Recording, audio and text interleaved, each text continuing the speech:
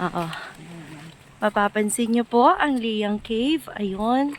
Yung butas po niyan, dyan iwinagayway ang watawat ng Pilipinas para buksan sa publiko ang Tabon Cave. Ayan, approaching. Malapit na natin matapos ang 1.03 kilometers boardwalk. Sa boardwalk na to, masisilayan natin ang malakristal na tubig. Ayan. Siyempre, at ang magandang karagatan at ng isla ng Sidanao. Yun, no?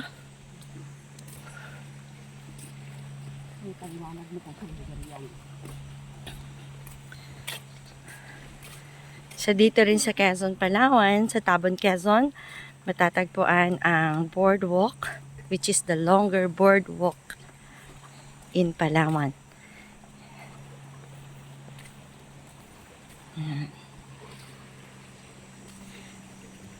Sa sobrang ganda at linis ng tubig na ito, masisilayan ninyo mula sa itaas ng boardwalk ang tubig, ang malakristal na tubig at ang mga coral sa ilalim nito.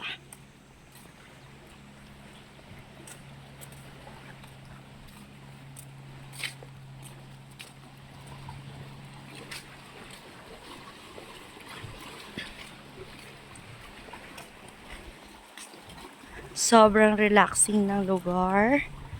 Maririnig mo ang hampas ng tubig, dagat sa mga bato.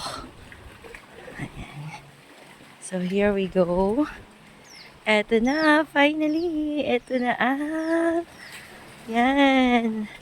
Ang bungad ng ating Tabon Cave ng Quezon, Palawan.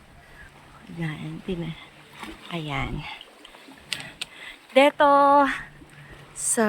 ayan, yung portion na yan, kung makikita ninyo, dyan, iwinagaywa yung watawat ng Pilipinas noong buksan sa publiko ang Tabon Cave.